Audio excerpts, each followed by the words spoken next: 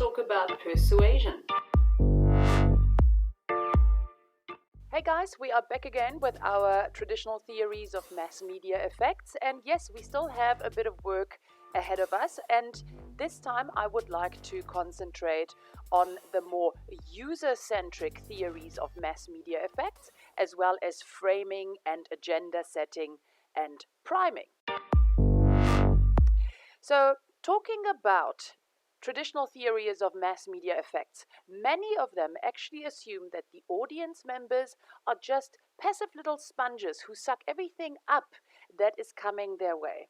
And the uses and gratification theory is a wonderful break with these traditional theories because it's the first time that theorists and academicians actually had a look at how the audiences become active in their use of the media. Okay, so it's not what the media does to the recipients, but it's more about what the recipients actually do with the media. And as you probably know, you use the media in many, many different ways. You have different needs that you want to gratify or satisfy in your engagement with the media. For example, when I want to be entertained, I watch an episode of The Bachelor. However, my husband would rather play a game of PUBG. So you can see we definitely have the same need. However, we have different gratification media that we are choosing, which of course then indicates that we are active audiences who are critical in our choice of the media and that we use the media in many, many different ways. But the overarching idea behind the uses and gratification is that of an active audience. Around about the same time that the uses and gratification theory popped onto the scene, there were certain discussions surrounding the media's knack or habit of priming and framing certain news events or certain things that are happening in the world. So right now we are going to concentrate especially on the news media and on the journalistic field of the mass media. The basic idea behind framing, priming, agenda setting, and so on and so forth, don't worry, I will get to these words, is that the media provide the recipients with a framework of how to see the world or how to evaluate the world or how to anticipate and predict the world. One of the early and rather proven ideas is that of agenda setting.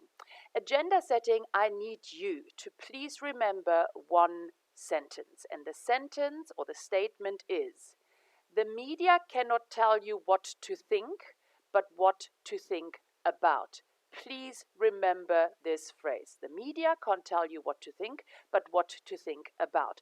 So it doesn't tell you how to see the world, but it does tell you which topics in the world are important at that particular point in time. For example, at the moment we have the Beirut disaster. Another topic that is very high on the news agenda is, of course, COVID-19.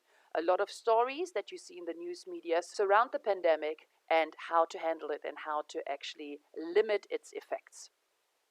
So just like you have an agenda for a meeting, you have a news agenda. And an agenda for the meeting details all the points that have to be discussed in the meeting, just like a news agenda would stipulate all the topics that should be discussed at a particular time in society. So the media sets topics for us to consider and for us to discuss. There is no doubt that agenda setting is real. Where theorists actually disagree is when it comes to media framing and media priming. So what is media framing? Just like you have particular ways of seeing the world, some of you have very minimalistic frames, some of you have very dark frames, some of you have very romantic frames, some of you have pink unicorn glitter frames, so do the mass media or the news media. And basically it says that when you are framing a particular story, you are tinging it in a certain way. You are adding a certain evaluative, I don't want to say framework, but an evaluative idea toward the topic. So it is the way you are handling the topic, the way you are presenting the topic. Of course, the news media shouldn't be biased in any way in their representations of the news, But we all know that it is not quite the case. I'm sure you've heard about news outlets who are right-wing, who are left-wing, who have certain political affiliations. And based on these biases, they will frame a story in a particular way. So media framing takes agenda setting one step further, in that it basically says the media can tell you what to think about, which is agenda setting, and it adds that the media tell you how to think about these topics to a particular extent.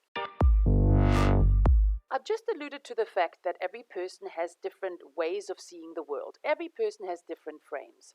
And the media seem to have 5 major frames that they would like to include when they are covering news stories, okay?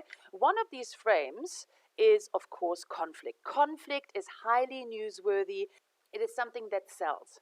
So sometimes, even when it comes to non-conflict related topics, like, for example, social distancing and mask wearing, the news will pick an incident where people have fought about social distancing or where people disagree about social distancing because of the newsworthiness of that.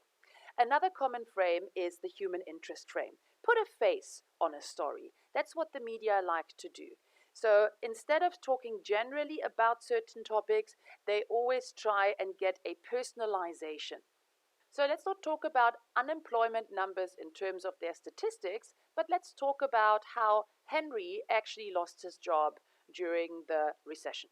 Another common frame is the attribution of responsibility, and it kind of links to the conflict side of the mass media representation of news. It has to do with scapegoating, it has to do with pointing fingers, it has to do with you have failed to meet your obligations, which is once again highly newsworthy. And that's the kind of headline or that's the kind of story that people react to.